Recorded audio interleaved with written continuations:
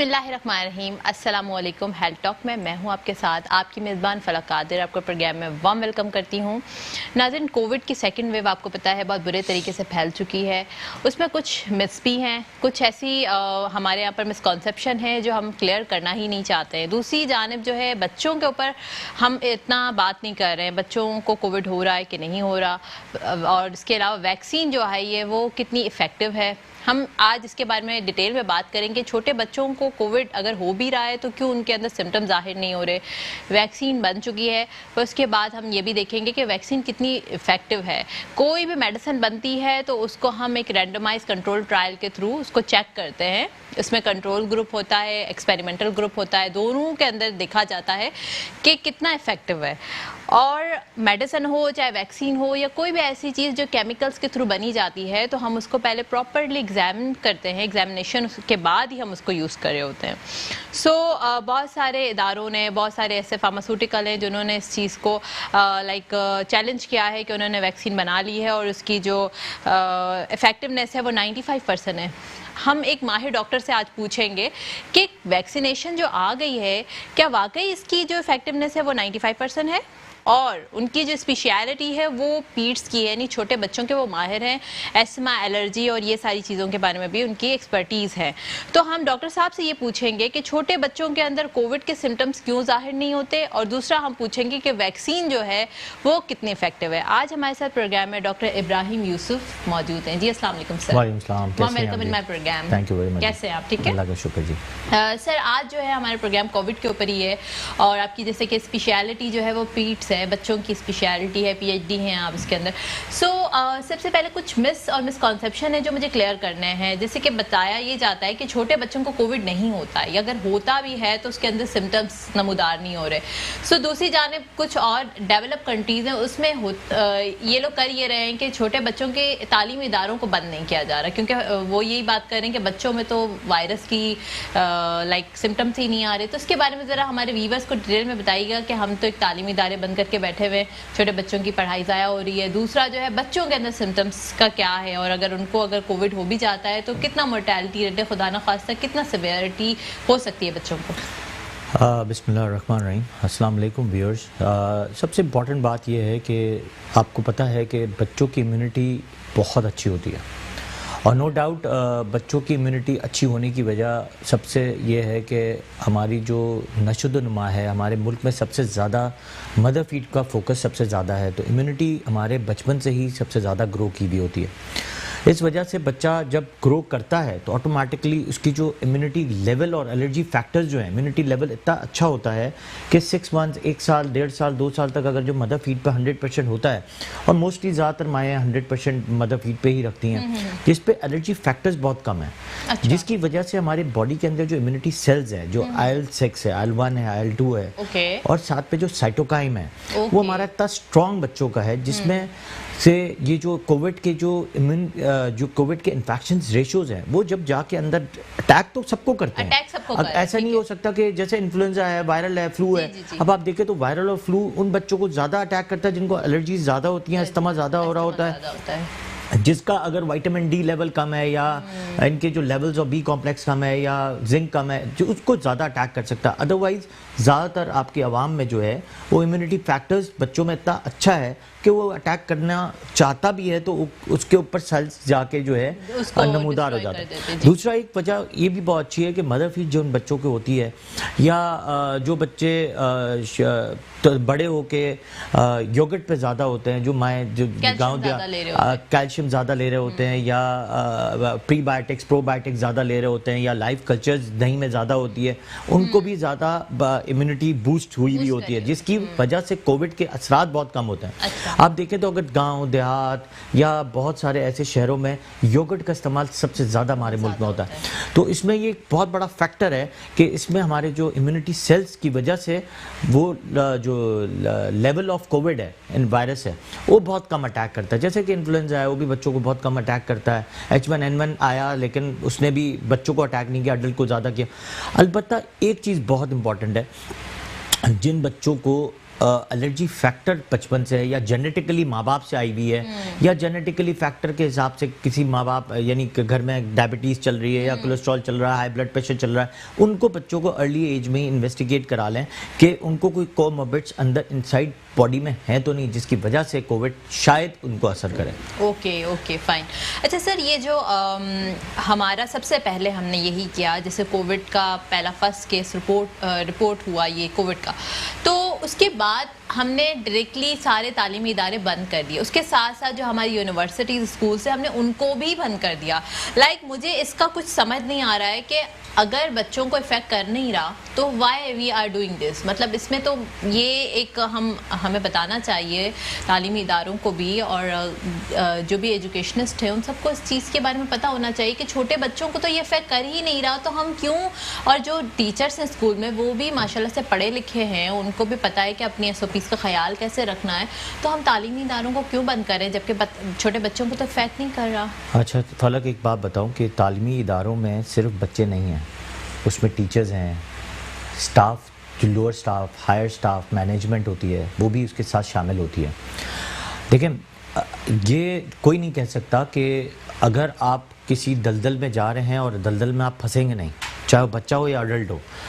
अगर फ़र्ज़ करो कि एक बच्चा भी उस कोविड के वायरस में अंदर इंटरनली अगर चला जाता है तो नो डाउट 10% चांसेस तो किसी के भी हैं कि किसी को, आपको मैंने बताया कि कोमोर्बिड्स तो नहीं पता कि अंदर कोमोर्बिड्स किसी के चल रहे हैं नहीं चल रहे, अस्थमा एलर्जी किसी को चल रहा है नहीं चल रहा। अच्छा, तो वो सिवियरिटी बढ़ सकती है बच्चों की अगर खुदा ना खास्ता हो तो। दूसरा, जो अडल्ट, जैसे आप टीचर पढ़ा भी रही है, अगर टीचर को भी अगर हो गया है या किसी भी लोअर स्टाफ को या हायर स्टाफ मैनेजमेंट है उनको में से किसी को भी साथ में हो सकता है, तो उनमें से भी तो जनरेट हो सकता है।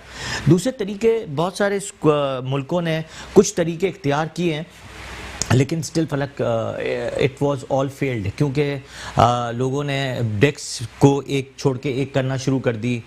दूसरा जो है उन्होंने टेबल्स पे शील्ड लगाना शुरू कर दी, लेकिन स्टिल हुआ ये कि जो रूम के अंदर का जो एटमॉस्फेयर है, अगर वो कोविड हो जाता है और कोविड का कोई भी एक पेशेंट भी कैरियर है, उसको सिम्टम्स नहीं है लेकिन वो किसी को भी करवा सकता है, तो इसलिए थोड़ा सा इस पर रिस्ट्रिक्ट किया गया दुनिया में। और WHO ने भी कहा कि ये चीज़ हो सकती है, एजुकेशन डिपार्टमेंट में वो बंद करना इसलिए ज़रूरी पड़ गया कि अगर फ़र्ज़ करें कि खुदा ना खास्ता एक बच्चा आया, उसके घर से लेके आया है, क्योंकि देखिए आपको एक बात बताऊं कि एक पेशेंट, एक आदमी जाता है किसी वेडिंग में गया या किसी फंक्शन में गया या किसी, मैं अगर फर्स्ट करूँ एग्जांपल ले ले मेरी, अगर मैं कहीं जा रहा हूँ लार्ज गैदरिंग में चला गया, मैं घर पे इन्फेक्शन लेके आ गया, वो घर वाले बाहर नहीं निकले, लेकिन घर में से 2-3 लोग तो इन्फेक्टेड हो सकते हैं। अब उसमें बच्चा एक कैरियर हो गया, बच्चा कैरियर हो गया, अपने स्कूल चला गया या ट्यूशन सेंटर चला गया, उसने जाके वो कैरियर एसिम्प्टोमेटिक है बट किसी और को तो इन्फेक्शन भी दे सकता है और सिम्टम्स करा सकता है। तो ये एक पॉलिसी और ये थ्योरी समझनी चाहिए जिसको कहते हैं पैथोफिजियो ऑफ द डिजीज, और वो एक मैनेजमेंट है कि इसको आपको कंट्रोल करने के लिए तो रिस्ट्रिक्शन करना है। क्योंकि देखें एक चीज़ ये है कि एटमॉस्फेयर, खुली एटमॉस्फेयर में तो ये कोविड उड़ जाता है क्योंकि ये एयरबॉर्न है, उड़ गया या फिर क्लोज कॉन्टैक्ट से आ जाता है, लेकिन स्कूल के एनवायरनमेंट में एक रूम है और रूम के अंदर आपको पता है स्कूल्स में, हमारे स्कूल्स में तो ये है कि 50-60 बच्चे एक रूम में होते हैं और एक साथ जुड़े बैठे होते हैं। अगर एक बच्चा स्कूल में सिर्फ 10 या 12 बच्चे क्लास में हो और दूर फासले से बैठे हों, विंडोज ओपन हो, तो मेरे ख्याल से कोविड होने के चांसेस कम है। बट लेकिन ये तो स्कूल्स की पॉलिसीज नहीं है कि 10-12 बच्चों को आपने बुला लिया तो दूसरे बाकी बच्चों को किस तरह पढ़ाएंगे या टीचर्स को किस तरह अकोमोडेट करेंगे, तो इसलिए ये पॉलिसी थोड़ी सी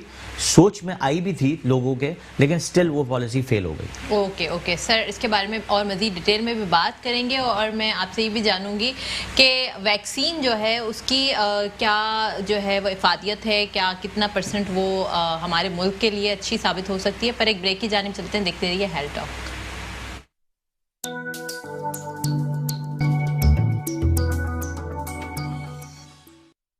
welcome back after the break. हम बात कर रहे थे कोविड की सेकेंड वेव के बारे में और आज हमारा टॉपिक छोटे बच्चों के बारे में था कि छोटे बच्चों को कोविड कितना इफेक्ट करता है, मास्क वेयर करना उनके लिए कितना ज़रूरी है, और दूसरा जो है हमें वैक्सीन के बारे में भी डॉक्टर साहब से मालूम करना था कि वैक्सीन जो है वो उसकी फ़ायदियत क्या है, कितने % वो काम करेगी अगर पाकिस्तान के अंदर इंट्रोड्यूस हो गई तो इसका जो लाइक प्रोसीजर होगा, किस तरह डिस्ट्रीब्यूट होगी, किस तरीके से लगाई जाएगी, ये सारी हम डॉक्टर इब्राहिम से पूछते हैं। जी डॉक्टर साहब, कि पहले तो आप मुझे वैक्सीन के बारे में बताएं कि वैक्सीन जो है अभी तक तो सिर्फ एक न्यूज़ हमने देखी हैं, अभी तक हमने रैंडमाइज कंट्रोल ट्रायल के बाद जो हम एक एक्सपेरिमेंटल ग्रुप के ऊपर रिसर्च करे होते हैं कि उनके अंदर कितने % जो है वो इफादियत देखी गई। फिर दूसरी बात पाकिस्तान की बात करें तो उसमें अगर पाकिस्तान में आ जाती है वैक्सीन तो आपको पता है कि यहाँ पर जब मेडिसिन सिर्फ जो मेडिसिन सिर्फ 20 to 30% काम करी थी, उनके प्राइजेस कितने हाई हो गए थे, तो वैक्सीन का क्या असर होगा। तो ये सारी बातें जो है ना वो आने वाले वक्त के लिए थोड़ी और भी डिफ़िकल्ट हो सकती हैं। तो इसके बारे में बताइएगा कि वैक्सीन अगर आ जाती है तो कैसे लगाई जाएगी, किन ग्रुप्स को दी जाएगी, यंग जनरेशन को दी जाएगी, फर्स्ट लाइन ऑफ डिफेंस जो लोग हैं यानी डॉक्टर हजरात उनको लगाई जाएगी, या जिनकी एज 50 से ज़्यादा उनको लगाई जाएगी, ये सारे बारे में हमारे व्यूअर्स को बताएगा। अच्छा, सबसे इम्पॉर्टेंट बात तो हमें ये पता होना चाहिए कि कौन सी वैक्सीन हमारे मुल्क के लिए मुफीद है या हम इसको इंपोर्ट कर सकते हैं। पहले तो ये है कि जो यूएसए की वैक्सीन्स हैं जो फाइजर ग्रुप बना रही है, उसकी सबसे बड़ा ड्रॉबैक ये है कि वो -70 डिग्री पे उसकी कोल्ड चेन मेंटेन की जाती है। वो हमारे मुल्क में आई डोंट थिंक सो कि वो आ भी सकती है, और वो ट्रैवलिंग में ही उसकी इफादियत खत्म हो जाएगी। -70 degree. Oh my God, that's sir ये बहुत इंपॉर्टेंट है हमारे व्यूवर्स के लिए, क्योंकि बहुत सारे लोग मुझसे भी सवाल पूछ रहे होते हैं कि वैक्सीन की इफादियत क्या है। तो प्लीज़ काइंडली इस बात को नोट कर लें कि जो वैक्सीन है उसकी इफादियत जो है -70 के टेम्परेचर पर ही रहती है, जो मतलब मेरे ख्याल से ना हमारे रेफ्रिजरेटर पर हो सकती है ना कोई स्पेशल कोई इंस्ट्रूमेंट होगा उसके थ्रू हम कर सकते हैं। दूसरी वैक्सीन जो चाइना की वहां से ही बन के आ रही है और जो बना चुके हैं लोग, और बहुत सारे मुल्कों में लगाई भी जा रही है, और हेल्थ प्रोफेशनल को उन्होंने दी है कि फर्स्ट लाइन ऑफ डिफेंस को जो समझ लें कि 3rd स्टेज के बाद जो दी है उसको वो आ रही है। उसकी डिग्री ऑफ टेम्परेचर जो है 2 to 8 डिग्रीज है, जो फ्रिज में नहीं 2 to 8 डिग्री, 2 to 8 डिग्री, ठीक है। दूसरा उसके वो कहते हैं कि it will be effective for 2 years तक, फिर दोबारा लगानी स्टिल हर चीज़ अभी क्वेश्चन मार्क है, क्योंकि एक चीज़ है। दूसरा वो जो उसकी डोजेस 2 हैं, 0 और 14 या 0 और 28 डेज पे लगाई जाएगी 2 डोजेस, और 2 साल की इसकी अफादियत है। स्टिल उसके भी बहुत हायर प्राइस है। जैसे आपने कहा कि जो ड्रग्स अभी भी एंटीवायरल रेमडेसिविर या टेसोलिजिमेब जो है वो स्टिल मार्केट में अवेलेबल नहीं है, और स्टिल वो ब्लैक में बहुत ज़्यादा बिक रही है, और स्टिल अभी भी लेने जाएं तो आई डोंट थिंक सो कि सामने मिल जाएगी और फ़ौरन इजीली अवेलेबल होगी। तो एक तो ये बहुत बड़ा प्रॉब्लम है। दूसरी इंपॉर्टेंट चीज़ ये है कि करेगी क्या वैक्सीन, बेसिकली करता क्या, जब आप वैक्सीन्स को इंटरमस्कुलर में इंजेक्ट करते हैं तो एक प्रोटीन है, ये प्रोटीन जाके आरएनए वायरस को बिल्कुल वो जाके उसको। यहाँ पर एक सवाल मैं आपसे पूछूंगी, जैसे कि हम लोग कह रहे हैं कि हेपेटाइटिस बी का जैसे वायरस है उसकी स्ट्रक्चर तब्दील होता है, यानी कि हम लोग अभी तक हेपेटाइटिस बी के खिलाफ कोई वैक्सीन तैयार नहीं कर पाए ना, क्योंकि उसका जो वायरस का स्ट्रक्चर है वो जीन हेपेटाइटिस सी के खिलाफ सही। तो उसमें अगर हम लोग कोविड का भी स्ट्रक्चर कुछ इसी तरह कैसे देखा गया, तो क्या आप समझते हैं कि ये वैक्सीन हमारे लिए कुछ इफादियत होगी या ये फ़ायदेमंद होगी? यार फलक, आपको बात बताऊं, आप अगर इन्फ्लुएंजा की वैक्सीन देखें तो इन्फ्लुएंजा की वैक्सीन एवरी ईयर चेंज होती है, क्योंकि स्ट्रेन चेंज होती है। स्टिल ये नहीं कहा जा सकता कि इसकी स्ट्रेन चेंज होगी, क्योंकि कोविड के भी जैसे इन्फ्लुएंजा के अलग अलग उसके जो स्ट्रेन्स हैं और नाम अलग अलग हैं, इस तरह कोविड के भी अलग अलग आगे जाके नाम आएंगे। अभी तो कोविड-19 पे ही हम काम कर रहे हैं, कोविड-20 पे तो गए ही नहीं है। कोविड-20 की क्या स्ट्रेन बनेंगी, किस तरह आएगा, अभी तो कोविड-19 को ही हम उसकी वैक्सीन बना के थ्रो नहीं कर सके हैं। तो कोविड-20 या कोविड-21 या कोविड-22 क्या होगा, वी डोंट नो, क्योंकि इन्फ्लुएंजा एवरी ईयर चेंज करता है। और आपको पता है इन्फ्लुएंजा की वैक्सीन जो है सितंबर अक्टूबर में आती है और जनवरी फरवरी में फिनिश हो जाती है। इसके बाद आपकी कोई लगाने का फ़ायदा नहीं है। तो इससे पहले हम वैक्सीन को ख़त्म भी करते हैं और लगा सकते हैं। और एक ड्रॉबैक ये है, और एक समझ लें कि एक बहुत बड़ा नुकसान हमारे साथ ये हुआ है कि इन्फ्लुएंजा की वैक्सीन इस दफ़ा हमारे पाकिस्तान में आई नहीं है। तो एक बहुत बड़ा ड्रास्टिक इन्फ्लुएंजा भी आने के चांसेस हैं इन महीनों में या नेक्स्ट ईयर में, तो इसलिए कि इम्यूनिटी हमारी बूस्ट नहीं होगी। इन्फ्लुएंजा तो ज्यादा खतरनाक बिल्कुल, इन्फ्लुएंजा के साथ अगर किसी को कोविड हो जाए या इन्फ्लुएंजा के साथ कोविड, तो मोर्टेलिटी रेट बहुत हाई हो सकता है। तो एक तो ये बहुत इंपॉर्टेंट है। दूसरा, आपकी जो कोविड का जो वैक्सीन है वो करता क्या है? करता ये है कि वो एंटीबॉडीज अंदर जाके बनाएगा और वो आपके अगर कोविड 2 इयर्स में आपको टच भी करेगा तो उसके खिलाफ वो लड़ता रहेगा।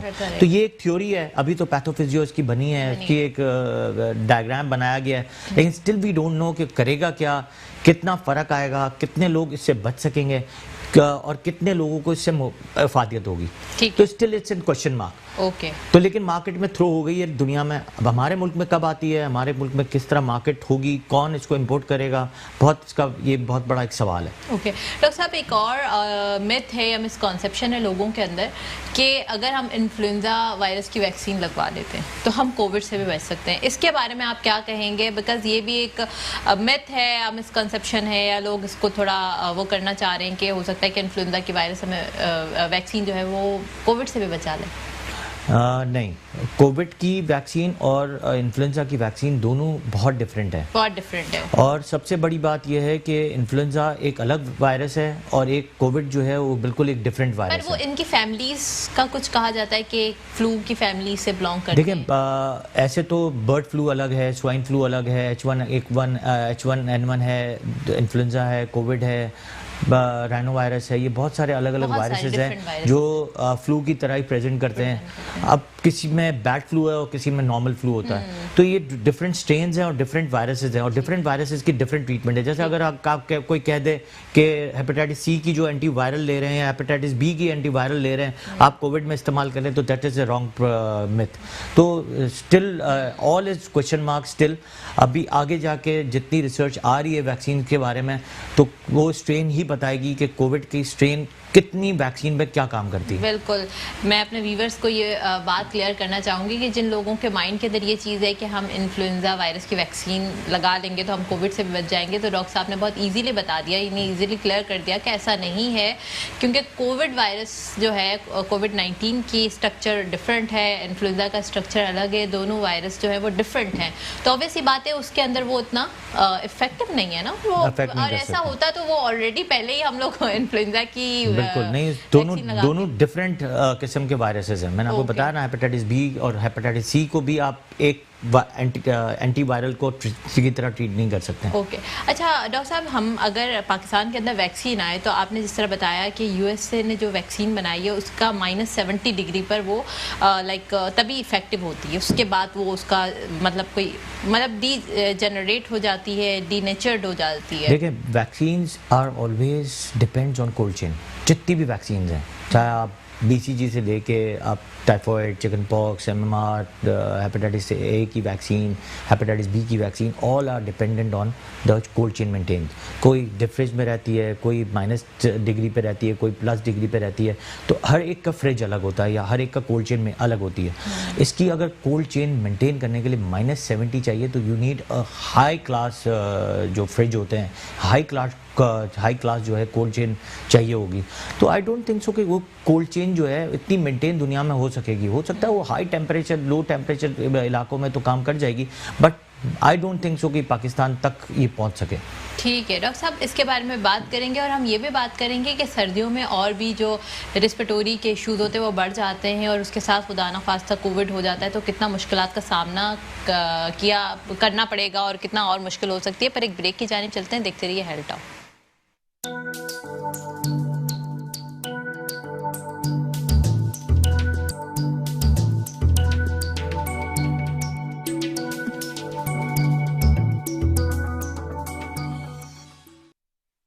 Welcome back after the break. हम आज कोविड के बारे में बात कर रहे थे और कोरोना की जो वैक्सीन है वो मार्केट में अब काफ़ी ममालिक में अवेलेबल भी है। हम उसके बारे में बात कर रहे थे कि क्या मिसकॉन्सेप्शन है, क्या इसकी इफादियत है।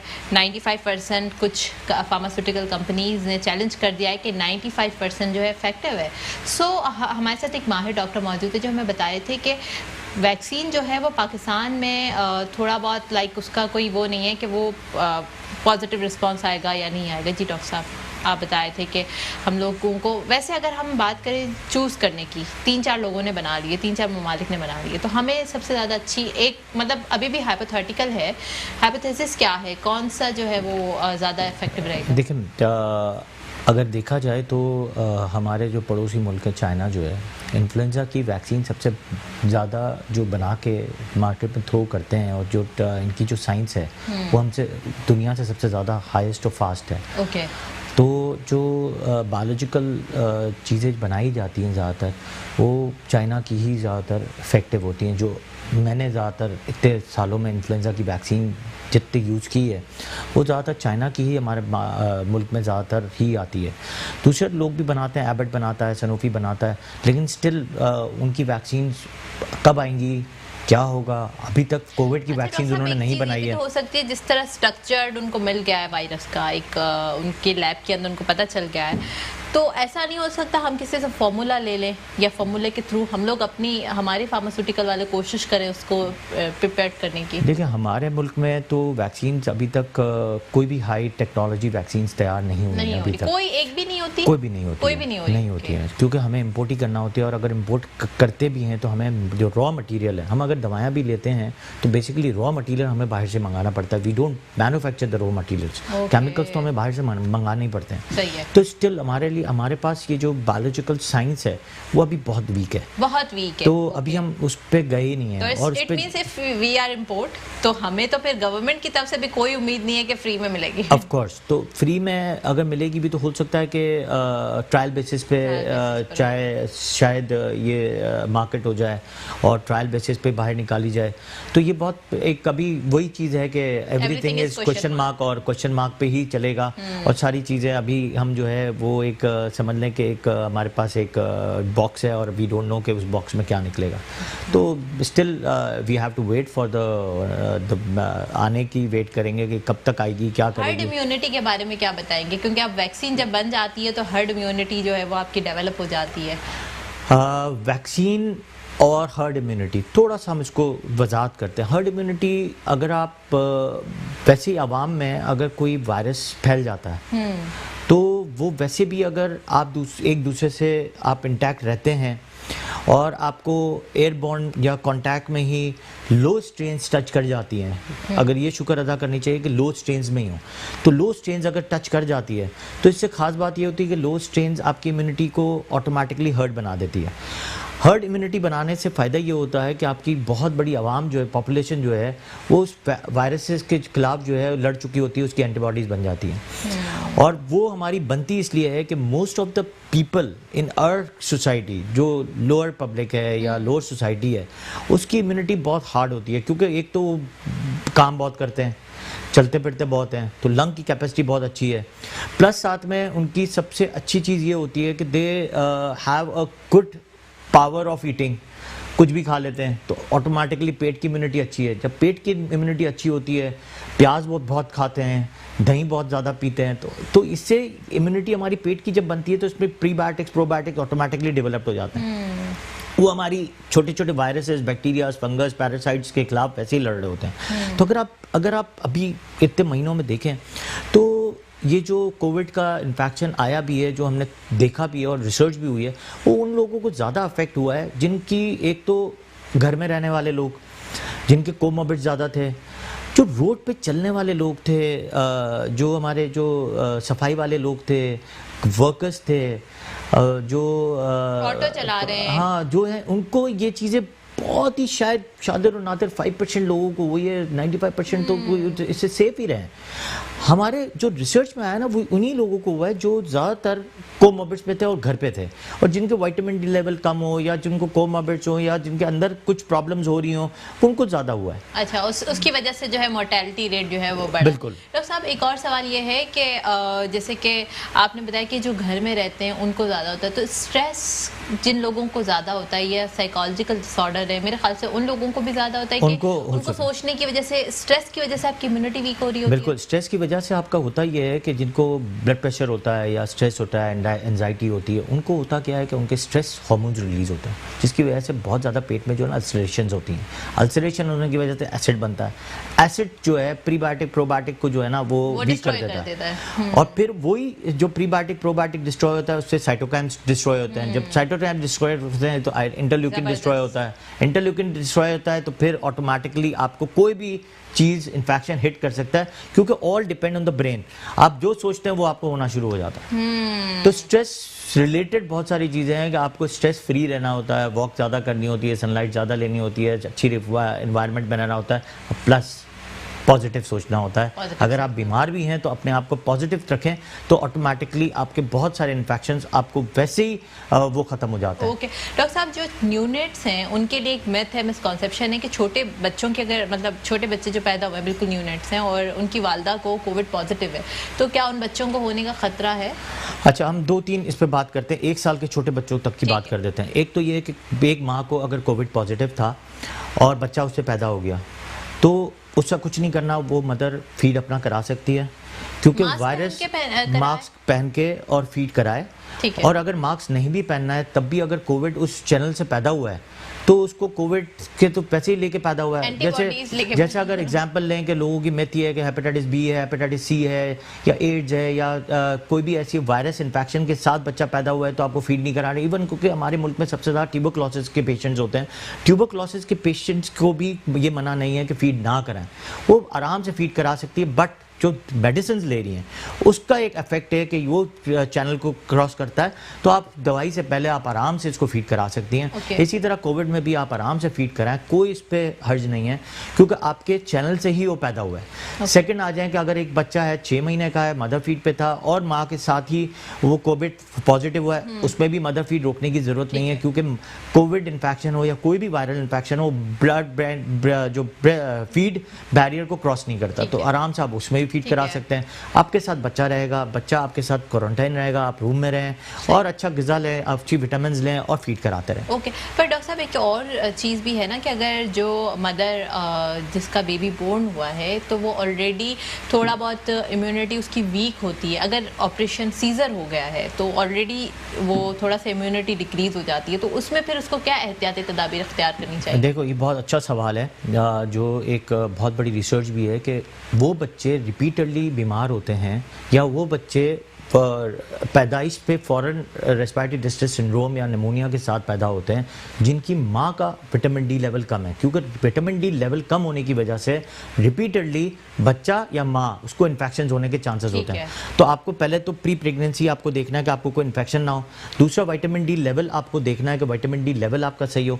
आपने जैसे ही बच्चा पैदा हुआ आपने विटामिन डी लेवल कराना भी और विटामिन डी लेना भी शुरू करना है, जिससे आपके फीड के अंदर विटामिन डी होगा तो बच्चे की इम्यूनिटी बहुत अच्छी होगी। जब विटामिन डी जो है वो इम्यूनिटी के लिए बहुत इंपॉर्टेंट है। बिल्कुल बहुत इंपॉर्टेंट है, क्योंकि अगर आप इसको पढ़ें तो वो साइटोकाइन को बहुत ज्यादा साइटोकाइन पे काम करता है। साइटोकाइन ही हमारी बॉडी के अंदर जो है वो सारे इन्फेक्शंस को कंट्रोल कर रहा होता है। ओके, अच्छा, कैल्शियम जो है, कैल्शियम और विटामिन सी, उसके लिए भी कहा जाता है वो भी इम्यूनिटी को स्ट्रॉन्ग करते हैं, उसमें कितना? देखिए, ये एक अलग एक विटामिन है। विटामिन सी है, जिंक है, जो हमारी लाइनर को ठीक करता है, लाइनर को रिपेयर करता है। फॉलिक एसिड भी जो हमारे सेल्स हैं उसको रिपेयर कर रहा होता है, वो रिपेयरिंग के लिए, वो रिपेयरिंग एजेंट है। विटामिन डी बचाने वाला एजेंट है। तो आपको पहले बचना है और फिर आपको जाके जो है आपको रिपेयरिंग के तो बाद में काम है ना। तो आप वैसे भी अगर विटामिन के साथ, विटामिन डी के साथ ये सारे विटामिन लेते रहते हैं इन फ्यूचर या आप अभी भी, तो आपको वैसे भी वो रिपेयरिंग एजेंट आपको काम कर रहा होता है और बीमार वैसे भी आप कम होता है। ओके, अच्छा डॉक्टर साहब, जैसे सेकंड वेव आई है, सर्दियों के मौसम में एस्थमा, एलर्जी, रिस्पिरेटरी के और भी डिसऑर्डर्स हैं, इसके साथ साथ अक्सर लोगों को जो है वो एक एस्थमा का अटैक हो जाता है या फिर सांस का मसला हो जाता है। इस सूरत हाल में फिर अगर हॉस्पिटल की जानिब जाया जाए तो ऐसे में क्या खतरा है उस पेशेंट को भी, या फिर क्या करना चाहिए? क्योंकि अब एस्थमा के जो पेशेंट है उसको तो नॉन इन्वेजिव वेंटिलेशन की या फिर सम टाइम इन्वेजिव वेंटिलेशन की भी नीड पड़ जाती है जब वो डिस्ट्रेस में चला जाता है उसकी लाइफ सेविंग के लिए। अब अगर वो इसी प्रॉब्लम के साथ हॉस्पिटल गया और हॉस्पिटल के अंदर तो मल्टीपल इन्फेक्शन पड़े हुए हैं और कोविड भी उसके साथ होगा, तो उन मरीजों को ज़्यादा कॉम्प्लिकेशन का सामना करना पड़ेगा इस मौसम में? हाँ बिल्कुल, बहुत अच्छा सवाल है ये। कोविड और अस्थमा अगर दोनों एक साथ एक बॉडी में हो गया है, एक तो ये है कि कोविड में आप न्यूबलाइज़र नहीं कर सकते हैं, क्योंकि अस्थमा में सबसे इंपॉर्टेंट चीज़ है न्यूबलाइज करना होता है। जब बहुत ज़्यादा आपके सबकोस्टल रिसेशन या सुप्रास्टेनल रिसेशन शुरू हो जाएं तो आपको बहुत ज़्यादा ब्रोंकोडायलेटर्स देने पड़ते हैं। तो इसमें ये होता है कि हम न्यूबलाइज बना करते हैं, क्योंकि वो आपके एरोसोल्स को डेवलप करता है और बहुत ज़्यादा इन्फेक्शन करा सकता है उस एरिया में। तो आप इसके लिए सबसे इंपॉर्टेंट ये है कि आप इनहेलर्स यूज़ करें। कोशिश ये करनी होती है कि आपको अस्थमा के अटैक सबसे कम हो।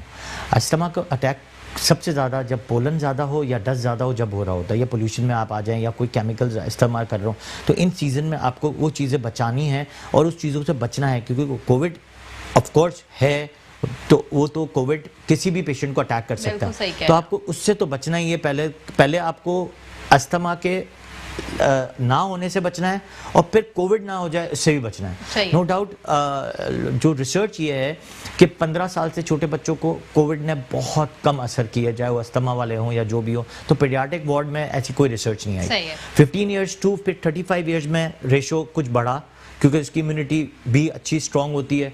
उसकी 25 to 30% हुआ। 35 के बाद 55 तक का रेशो जो है वो बढ़ा 40% का। अच्छा। और फिर 45 के बाद का जो रेशियो है वो 60% का रेशियो बढ़ा। और उसके साथ कोमॉर्बिड्स हुए तो और बढ़ जाएगा। बिल्कुल, वो कोमॉर्बिड्स तो आपके 25 या 35 के बाद भी होंगे तो भी आपके वो रेशियो बढ़ सकता है। डॉक्टर साहब, हमारे व्यूवर्स को क्या मैसेज देना चाहेंगे? वैसे तो बहुत सारे मैसेजेस हैं, पर सेकेंड वेव है, बहुत सारा ये है कि प्रॉब्लम्स में है लोग, लॉकडाउन दोबारा लग गया है, इकोनॉमिकली भी हम फिर से नीचे जा रहे हैं। क्या इन सब हालात में वीवर्स को अहम मैसेज देना चाहेंगे? देखिए, सबसे इंपॉर्टेंट बात है कि lockdown is not a solution, ठीक है? क्योंकि लॉकडाउन हम कहते हैं कि फुट लॉकडाउन कर दें या पूरा लॉकडाउन कर दें। देखिए, लॉकडाउन से आपकी माशियत बहुत गिरती है और नो डाउट आपके बहुत सारे प्रॉब्लम्स क्रिएट हो जाते हैं।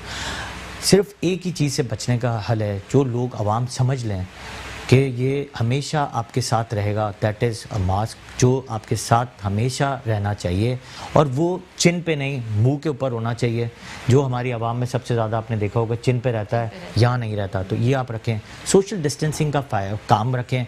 अगर दुकानदार है तो अपने पास आगे स्टॉल लगा दें कि अंदर लोग बहुत ज़्यादा जमा ना हो जाएं। फासले की स्टिकर्स लगा दें। दूसरा, हैंड वॉश का इस्तेमाल करें। तो थोड़ा सा अगर ये करेंगे तो ऑटोमेटिकली देखिए आवाम में ये जो कोविड की लहर है ऑटोमेटिकली कम हो जाएगी, क्योंकि वो लहर वो इम्यूनिटी पे डिपेंड करता है कि इम्यूनिटी और सोशल डिस्टेंस और मास्क पे डिपेंड करता है। अगर वो चीज़ें खुद ब खुद ही मैनेज हो जाएंगी तो हमें लॉकडाउन की ज़रूरत नहीं पड़ेगी। बिल्कुल सही बात है डॉक्टर साहब। अगर लॉकडाउन भी हो और हम लोग फिर भी केयरलेस रहें और मास्क वेयर ना करें, SOPs का ख्याल ना रखें, तो कोविड से तो हम बच नहीं सकते, क्योंकि मास्क वेयर करना, सोशल डिस्टेंसिंग करना, हैंड वॉश करना, ये सारी चीज़ें जो है इम्पॉर्टेंट होती हैं। सो अपना ख्याल रखें, अपने प्यारों का ख्याल रखें, सोशल डिस्टेंसिंग करें, मास्क वेयर करें और अपनी मेज़बान फलक कादिर को इजाज़त दीजिएगा। बहुत शुक्रिया। खुदा हाफिज़।